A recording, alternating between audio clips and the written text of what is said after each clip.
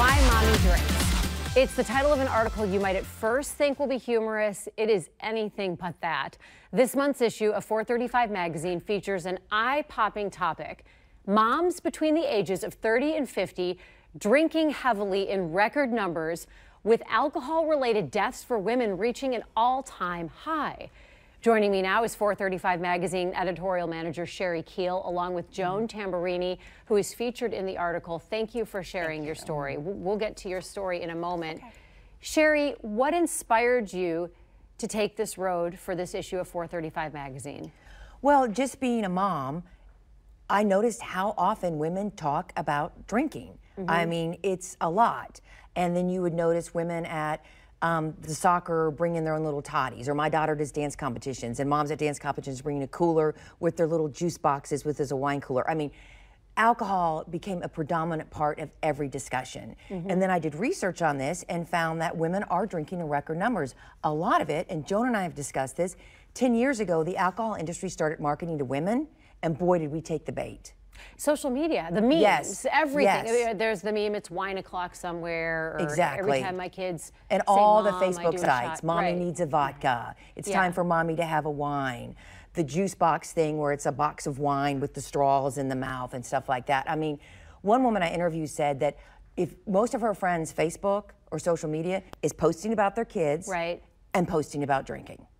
I would say that's accurate. Yes. Throw in some pets and some food. Yeah. Joan, when did you realize that you had crossed a line into something that was unhealthy? Can you tell us a little bit about your story?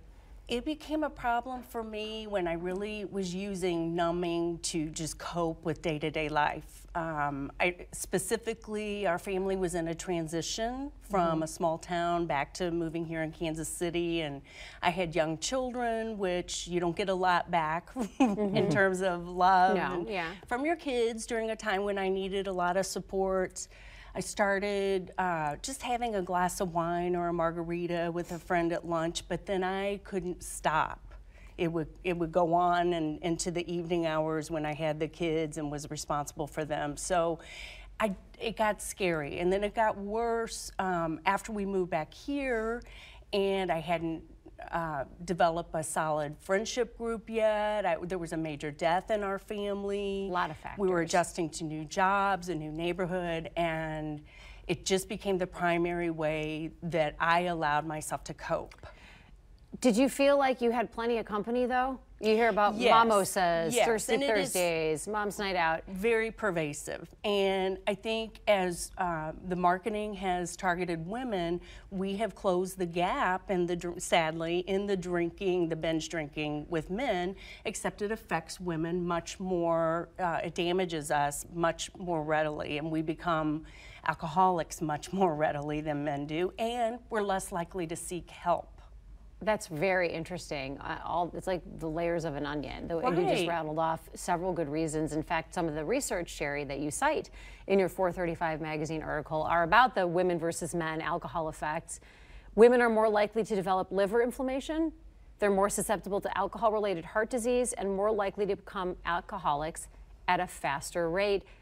And is it true that women alcoholics have up to a 100 times higher or 100 times more likelihood of dying from an alcoholism? Yeah, the way the female body, illness? and this, I talked to the KU addiction specialist, the way the female body processes alcohol is totally different from how men do. I mean, it's frightening. It also increases your risk of breast cancer. That's a new study that just came out.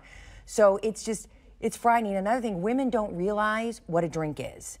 So when you get the big glass of wine, that could be like 5 glasses of wine. Right. And if you drink more than 1 drink a week, that could be, or 1 drink every day, so 7 drinks total a week, that could be considered binge drinking. And when that came out, all the women in my office were like, whoa, Sherry, check that stat. Binge drinking. That's not right. So I called back to the addiction specialist, and she says, yes, that is 100% accurate. Because a lot of people are saying, oh my God, I'm a binge drinker, because if you drink more than 3 drinks a day, 1 time a week, or you drink more than 1 drink a day, so 7 drinks total, you could be considered a binge drinker. It's very interesting. Joan, you had so much courage. You came forward, shared your story in the article. I would encourage everyone to read it. It's eye-opening and it's mandatory reading. You have your picture in the article. thank you for being so bold and to come forward. There are other women interviewed, and they understandably wanted to remain anonymous. One of the more chilling aspects was when one of the women you interviewed said she realized she had a problem when she was drunk in the pickup line. Yes. And realized there were like 4 or 5 other moms Yes, who there were was also a in the pickup line. PTO meeting, and they had a morning meeting at the PTO president's house. They started drinking mimosas at about 8:45. That segued to wine at about 10:45. It was an early release day, so by the time they were in line to get their kids from school at 1 o'clock, they were all loaded. They should not have been behind the wheel of a car. And that was her wake up. She's like, what am I doing? What are we doing? What am I doing? Sherry, thank you for shedding light on this. Joan, again, thank you. And congratulations on leading a healthier life and being just, so I just want to reach over and give you a hug. Thank you. I can't imagine what you've gone through, but we appreciate how courageous you've been to share it with us. Thank you. The 435 magazine issue is out right now, and then the February issue comes out in about a week, so it's must read. When it comes to